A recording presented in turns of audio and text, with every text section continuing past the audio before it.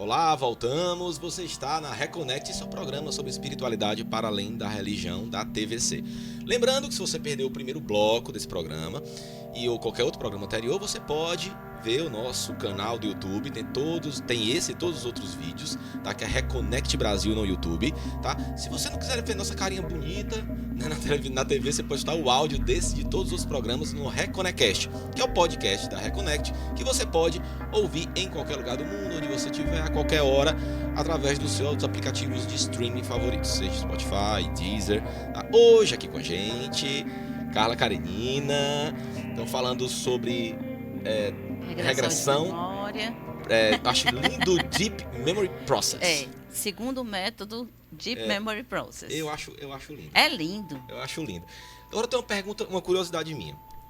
A epigenética, ela nos conta, né, uma ciência que estuda, né, a parte mais genética do corpo humano. Ela nos conta que algumas vertentes nos dizem que você pode herdar, né, através da epigenética, as sensações, medos, traumas, culpas, raivas de até 14 gerações. Quer dizer que a gente não herda somente nossos olhos, a cozinha da pele e os cabelos, né? Com certeza.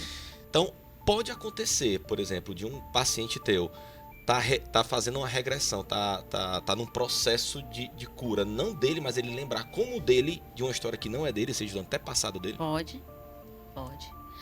O Deep Memory Process ele é tão completo, pelo Roger ter esse cabedal de conhecimento tão grande, né? Ele tem 4 pilares da psicologia, né?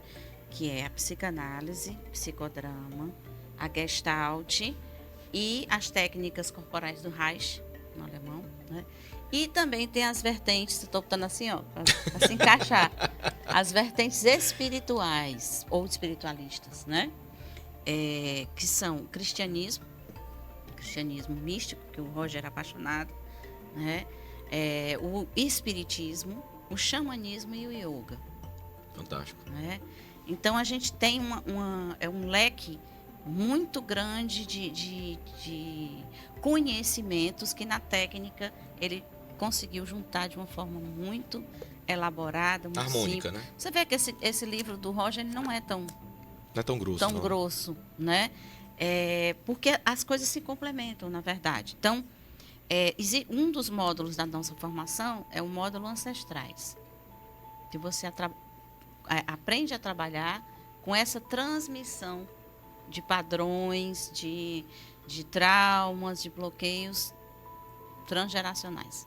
É daí que eu fui lá também fiz a outra formação com o Yaakov Naor sobre a transmissão do trauma, né, entre gerações, e a gente vai ampliando aí os conhecimentos. Então, certamente, às vezes...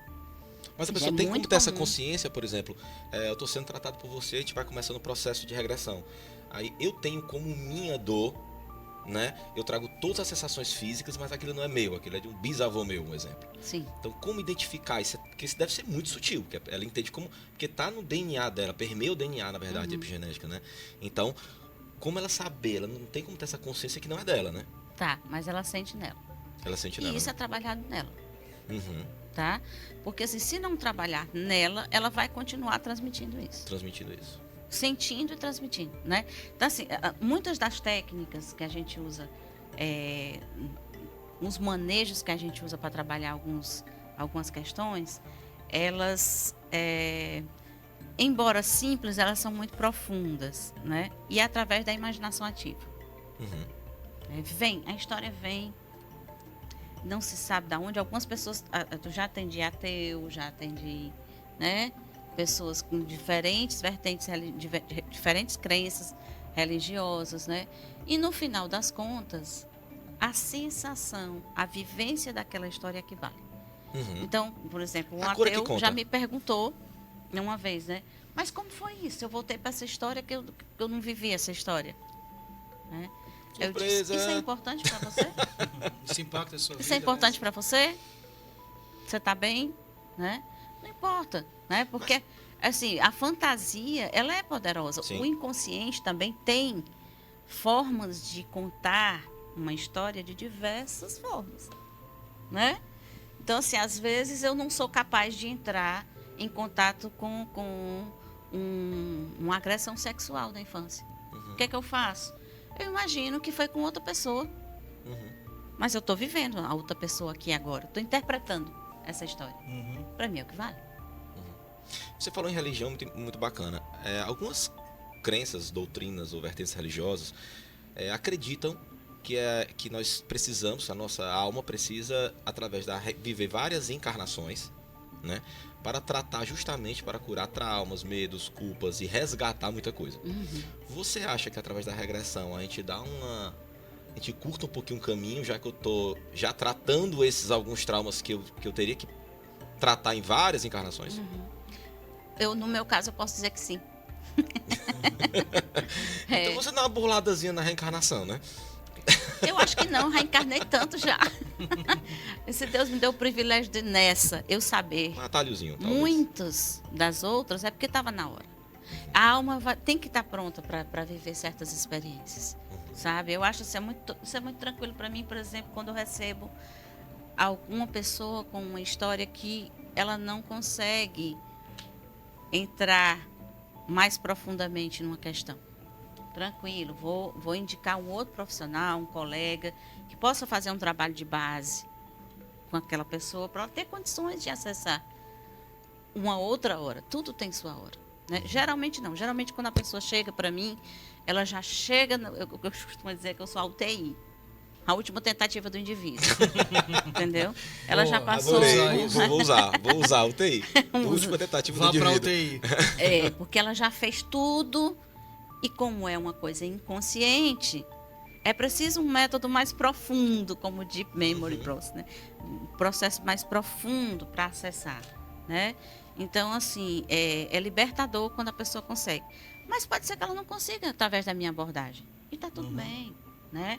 Então, eu sempre acredito, eu sou muito confiante nesse trabalho, porque não sou eu, como terapeuta, que vou determinar onde ela vai. Eu sempre digo, olha, fique tranquilo, a alma só vai até onde consegue. Até onde precisa, até onde suporta. Tem essa sabedoria. E a busca parte do cliente também, né? Ele que vai lhe procurar, ele que então já é alguma coisa que ele quer tratar, nem que seja superficial ou mais profundo, né? Mas eu me lembrei e agora... às vezes indicações de colegas também que mandam para mim. Mas se ele sai de casa, vai lá tá em e tal, é porque ele está interessado em mudar alguma lógico, coisa. tem esse movimento que ele faz de, não, eu quero, né? Não, mas o Bernardo falando me lembrou uma frase de Simone de Beauvoir que é assim: não há uma pegada no meu caminho que não esteja no caminho do outro também, algo parecido com isso.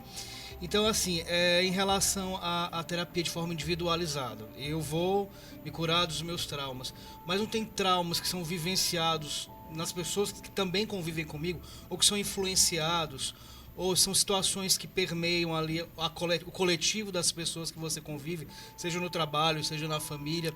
Você faz um trabalho coletivo de mais pessoas ou é individual mesmo? Não, individual. Não pode chamar a família, fazer um trabalho com a galera do trabalho, com o pessoal da empresa? Não é ou como isso uma não constelação. funciona? É diferente não é da constelação. Muito embora nesse manejo de ancestralidade, né, a gente acesse esse campo familiar, ancestral, mas o Deep Memory Process é individual. Muito raramente eu faço sessão, às vezes, com o pai, mãe e o filho.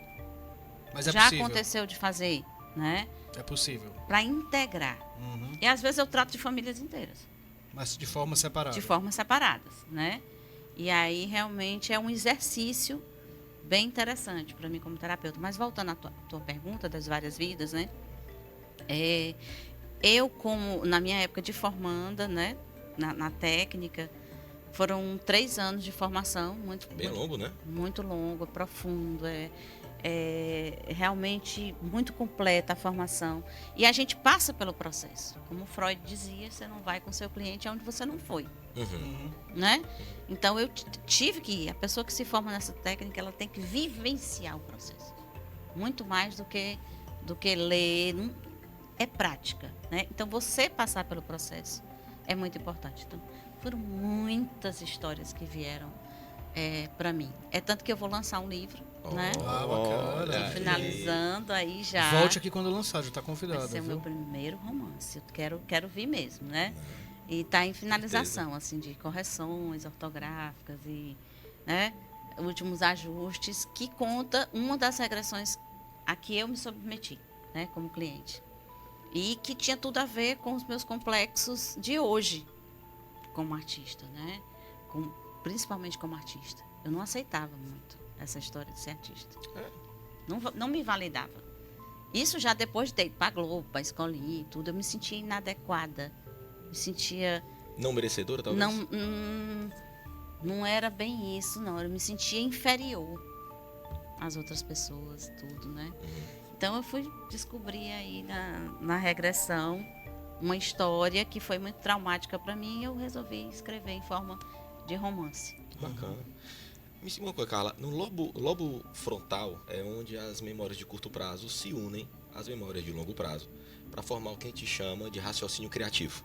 A gente pega tudo que a gente tem de passado e o que a gente está vivenciando naquele momento, elas se unem ali para formar um raciocínio criativo, né?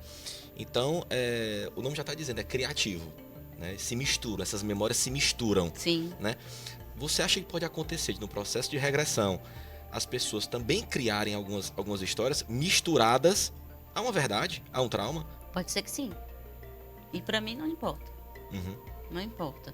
Porque é como ela dá conta de elaborar aquilo, né? Uhum. Eu mesma muitas vezes me perguntei, meu Deus, será que eu estou inventando essa história? Vixe, do jeito que eu sou criativa, do jeito que eu sou, né? Eu nasci criando personagens e tudo, com essa minha veia artística. Me perguntei várias vezes, né? E aí ficava com vergonha no começo, né? Dizer, será que o pessoal vai pensar que eu estou inventando, que eu estou atuando? Mas não tinha como ser diferente. E aí, quando você valida e conta essa história, ela sai. O importante é que é a sua realidade, né? Exato. E você começa a validar isso, né? Ok, não interessa se foi uma vida passada, se foi a do meu ancestral, estava aqui em mim. E eu precisava elaborar isso, eu precisava desbloquear isso em mim. Como a gente falou antes, se for uma falta, se você está imaginando uma situação, não é exatamente como ela aconteceu, mas o importante é que aquilo tem um impacto, aquilo modifica a sua vida e atrapalha a sua vida. Modifica, né? Você liberta, né? Pode ser uma fantasia sua, e daí? Mas por que essa fantasia veio? Tudo tem um porquê, né? Mas eu te pergunto, por exemplo, já que a gente está falando um pouco de ciência misturada aí com o processo de regressão, que não deixa de ser uma ciência, é claro. Sim. Mas as memórias são armazenadas, segundo a ciência clássica, até então, no hipocampo. O hipocampo é onde as memórias mais profundas são armazenadas. Meirinha vai já responder. Muito bem. bem. Bonita, ela adora. Né? São armazenadas. Certo. E para a ciência, as memórias são impulsos elétricos. Ponto. Né? Que são armazenadas, com a defasagem do uso, elas vão sendo apagadas, e com o uso constante daquela, ou reforço daquelas memórias, elas são mantidas. Né? Minha pergunta é: as memórias, elas são armazenadas no espírito ou no cérebro? Eu acho que das duas formas elas são armazenadas. Nós não somos só espírito nem só cérebro. Nós somos as duas coisas. Carla, desculpa, você pode repetir isso pro Bernardo? Porque o Bernardo, ele é muito científico, assim, no Isso sentido é bom. de exato, de bom. colocar as coisinhas numa caixinha. Mas eu compreendo que o ser humano é muito mais complexo do que conexões químicas. Roberto agora, você deu asas pro Roberto. Então, você pode repetir, por favor? O ser humano não é só cérebro e não é só espírito. Muito obrigado. Ele é as duas coisas, ainda tem mais. Sempre, às vezes, quando algumas pessoas chegam, né, para a primeira sessão, né, eu explico assim: nós temos, a grosso modo, resumidamente, 4 instâncias que são mais presentes aqui. O campo espiritual, que não se limita só à crença religiosa em si, as crenças culturais, religiosas, familiares, né? Então, aqui, tem o lado espiritual. O mental, o racional, que é aquele que eu dou conta de entender ou tentar controlar. O emocional, tá vendo como cada um tem seu lugar? E o buraco ainda mais embaixo. O físico, que é o instintivo, que é o corpo, né? Não é coincidência estar pegando nos chakras, né? Chakras, claro, né? Então, assim, a grosso modo, esses 4. Né? Então, assim, quando um deles começa a brigar com o outro, o que acontece na maioria das vezes? A gente é tão condicionado aqui a esse campo das crenças no espiritual, que a gente passa a pensar e elaborar de acordo com isso, né? Verdade? Então, se chorar é feio, se chorar é ser fraco, eu não devo chorar. O que é que eu faço com o meu emocional? Congelo, bloqueio, né? E o corpo, o que é que faz, coitado, com isso? Ele vai dar o jeito dele de gritar. Então, eu digo, quando chega no corpo, é porque a alma já está assim nas últimas. Né? E, na verdade, a gente vai fazendo isso o tempo inteiro, principalmente hoje em dia. A gente é muito virtual, a gente vai na internet, o mundo é fora, né? O mundo está fora de mim. E eu vou me perdendo o meu contato comigo mesma. Então, eu não sei por que eu, às vezes, estou com depressão, por que eu estou com a síndrome do pânico. Eu não ouço isso aqui. Eu ouço fora. Eu estou muito mais preocupada com o que as pessoas estão esperando de mim do que com o que a minha alma precisa para ser feliz. Né? E o meu corpo precisa também. Né? Então, o corpo adoece. Não tem como. Está sujeito a muitas variáveis, né, Carla? Então, a gente está herdando até 14 gerações do nosso DNA, os mesmos traumas, culpas dos nossos antepassados. A gente já nasce com essa herança genética. Aí chega aqui, a gente ainda tem... Aliás, vamos voltar, né? A gente volta com os traumas, medos, raivas, culpas de vidas passadas. Só os que não são elaborados, viu? Herda na genética da família. A gente ainda adquire novos. Ótima questão. Ótimo questionamento. O budismo, ele nos ensina que, por exemplo, o espiritismo adotou essa palavra, que não é do do Kardec, né, do kardecismo, é o tal do karma. Tá? Vamos lá para o budismo um pouquinho. O que é o karma, a grosso modo? O que você entende como karma? Karma é... Sem pensar muito. Tá, seria o que você predestinado a viver. A viver como? A passar. A passar. É? Isso Não. é bom ou é ruim? Isso é péssimo, eu acho. Depende do muito que você ruim. está predestinado a não, passar. Que você Depende. nasce... Fale a verdade. Depende. Karma. Qual é? O karma você tem uma primeira ideia que é uma coisa bem ruim que eu tenho que passar. Então, É. uma coisa Porque negativa. não é uma opção sua. É uma dívida. É uma punição. É uma paga, né? Eu já nasci devedor, né? Mas ninguém fala no Dharma. O que é o Dharma? É coisa boa que eu tenho pra passar também. Né? Lógico! Nós não viemos só com coisa ruim.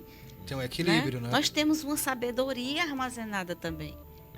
De muito tempo, de muitas vivências, Então, dos nossos ancestrais Então também. esses traumas seriam os nossos dharma, os nossos karmas? Seriam um dos nossos que karmas? pode virar Dharma. Tá, mas então essas culpas, esses medos, essas raivas que a gente herda, seja de vidas passadas ou geneticamente, são uma espécie de karmas que a gente traz. São pendências que a gente tem para resolver, ou nossas, ou os nossos ancestrais. A gente tem possibilidade de resolução. Eu acho que é melhor tratar dessa forma do que... porque dá aquela coisa de que o karma é uma coisa eterna, né? Eu vim com esse karma. Porque pra mim ainda hoje, eu converso isso muito com o fulano é meu Roberto. karma. Converso muito com o Roberto que é meio dúbio pra mim, né? Então, por exemplo, se eu acreditar em livre-arbítrio, como é que eu posso acreditar em karma? Né? Onde está meu livre-arbítrio de não passar pelo karma? Então, a partir do momento que eu entendo que eu nasço predestinado para passar pelo que é bom e passar predestinado pelo que é ruim, acabou o livre-arbítrio. Predestinação não é muito Não na é minha muita- também. Não entra muito na minha lógica de... O fato é que se Né? você fizer o Deep Memory Process com a Carla, você vai estar fazendo um favor pra você e pra gerações futuras, né? Porque as sim. pessoas vão nascer já com essa coisa resolvida por você. Sim, sim. Tem um Algumas final dessas o coisas- tratamento? Ou é um processo que você pode fazer Bom, ad eterno? como o nome diz, é processo, né? Então, assim, algumas pessoas, elas vêm encaminhadas por um profissional que já está tratando daquele cliente. Então, ela vem, descobre aquilo no nível consciente e volta para a terapia dela. Outras pessoas decidem ficar comigo. Outras pessoas precisam de 4, 5 sessões. É muito livre, muito... Varia de pessoa para pessoa, o que necessidade para necessidade. Isso. O que eu costumo, como critério assim de cuidado, de zelo, é não fazer menos de 2 sessões. Por quê? Porque às vezes fica uma questão pendente. Vamos aqui, vamos ver como foi a sessão passada, o que você ainda está sentindo. Então, no mínimo 2 sessões, sabe?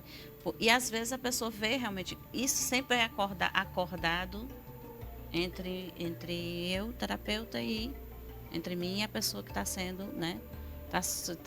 Tá querendo descobrir coisas mais profundas. Então, às vezes a alma, por exemplo, é uma cebola. Não dá para você chegar e... Você tem que tirar camadazinha por camadazinha. Às vezes tem uma camada por baixo da outra até chegar no miolinho, que é o ponto. Mas isso a gente vai sentindo de acordo com o que vai acontecendo. Tem gente que fica comigo por bastante tempo, pelas minhas outras formações e tudo, e até pela própria história, necessidade mesmo. Todos nós estamos expostos a isso, Carla, tipo, porque se a gente pegar a história, por exemplo, a epigenética meiótica transgeracional, que você também estudou a terapia transgeracional, né? Uhum. Então, nessa epigenética meiótica transgeracional, diz que todos nós herdamos, pelo menos até os avós, né? Alguns traumas, alguns medos, algumas culpas. Então, partindo desse princípio, todos nós temos alguma coisa a tratar. Temos, sempre temos. Sempre temos alguma coisinha então, também é interessante às vezes a gente falar a gente nisso. Nem que sabe, né? É importante a gente falar isso porque as pessoas, tratamento ou uma terapia não é significado de fraqueza. É muito importante estar falando isso aqui. Nem de estar doente, nem de doença, porque muitas. Então, partindo desse princípio científico, todos nós temos alguma coisa para tratar. Porque não é possível que os nossos pais, nossos avós não transmitiram nenhum medo, nenhuma raiva, nenhuma culpa, nada. Às vezes nós mesmos temos sintomas no nosso cotidiano que a gente nem percebe que temos, né? Mas eles nos atrapalham de certa forma. Porque, por exemplo, nessa lógica do que é o trauma, imagina quantos a gente não tem. O nascimento é um manancial. Eu fui fazer até um curso de doula, depois da minha formação de Memory Process, para entender como é que era o processo físico do nascimento. Porque eu já fiz partos em sessão. Mas né? É traumático. É traumático, de qualquer forma, para uma criança, né? Umas crianças, umas pessoas passam por ele e outras não. Né? Claustrofobia, por exemplo, medo de lugar fechado. É clássico a pessoa ficar no momento do nascimento sem ar. Tem gente relutante durante o processo de regressão, que ela reluta em não tratar essa dor. Ela, não, mas não tô com... Você tá vendo que a pessoa tá com dor, ela tá negando a própria... Pode acontecer, mas tem uma hora que libera, né? Que não tem jeito. Que o corpo, se ela vai, o inconsciente dela tá querendo tratar.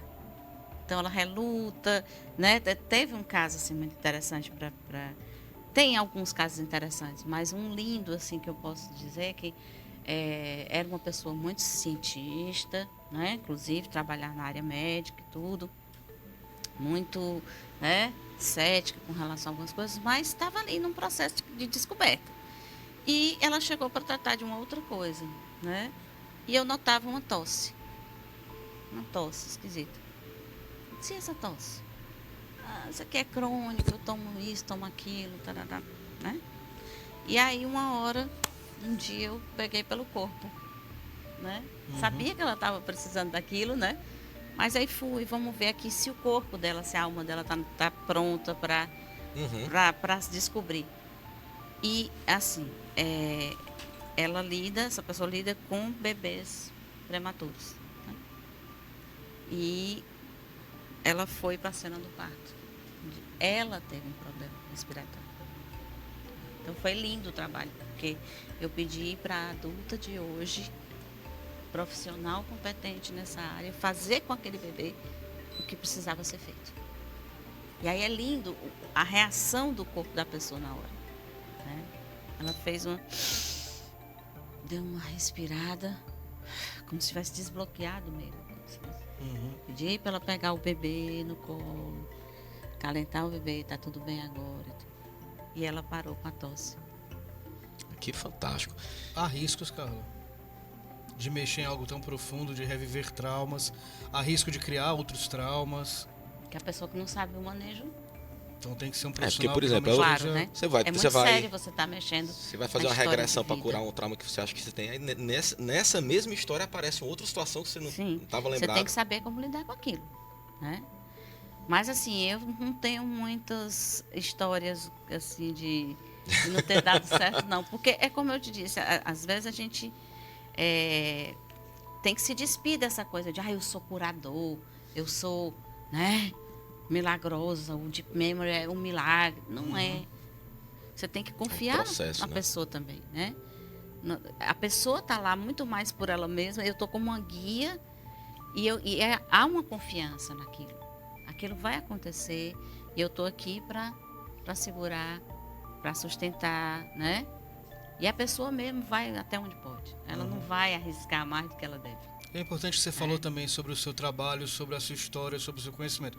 Porque quando a gente vê técnicas que são bacanas, inovadoras, tanto a gente vê pessoas que querem se curar ou se melhorar enquanto clientes da técnica, mas pessoas falam também, vou fazer, vou aplicar sem preparo. Isso é um perigo, né? É um perigo, né? Eu já recebi diversas pessoas retraumatizadas, como você diz, né?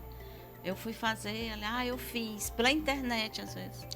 Tem gente fazendo regressão pela internet, né? Assim, como é que você vai dar conta de uma pessoa se ela tiver um problema físico mesmo, né? Como você falou, às vezes precisa do acolhimento, precisa né, de algumas coisas, técnicas que você usa fisicamente, até porque é uma regressão, pelo que eu compreendi, é um processo que mexe muito com o físico, né? Físico, né? E você tá ali no campo, sentindo o que a pessoa está sentindo. Você está totalmente focada nessa energia dela. É uma parceria, uma troca, né? Então, tem muita gente, né? Por exemplo, eu ouvi falar em curso de um dia. Não, aí não dá. Habilitar uma pessoa a mexer com a alma da outra, com o corpo, com a mente, que também não é menos importante, claro. Exige muita responsabilidade, isso que a gente tem que entender. A espiritualidade ela é algo que exige muita responsabilidade, né? E não só a espiritualidade, é uma técnica psicológica, né? Sim. Porque assim, é bem importante eu chamar atenção para isso, né? Eu me considero uma pessoa, né, espiritualista, mas na hora de ser terapeuta, eu sou terapeuta. Né? Não importa para mim a minha crença pessoal, né? Eu tenho que respeitar a crença do meu cliente, eu tenho que validar o que essa pessoa me traz, né? Isso faz parte também da minha forma de acreditar no respeito do outro, né? Perfeito, até porque tá tudo interligado, né, cara? E como você falou, é ciência. Eu vou só mostrar isso aqui para vocês. Por favor. Que é a minha Bíblia. Cura junto com essa, aqui é o Evangelho, isso aqui é a Bíblia. Olha.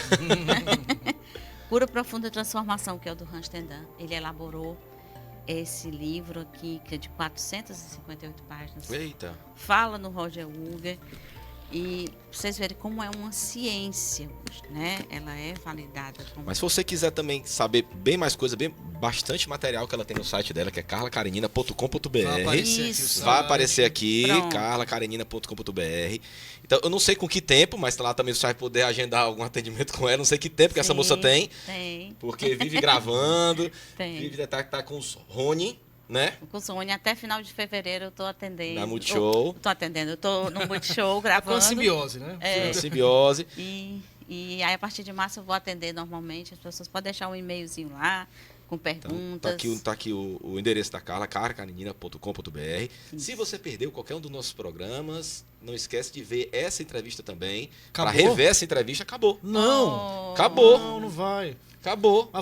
Mas volta. Por favor. Já fica o convite pro lançamento do livro dela aqui, ó. Falar de espiritismo, a Merinha. Muito bem. A Merinha nem falou de espiritismo. Pois não, fazer um comerinha. Tem que fazer um comerinha.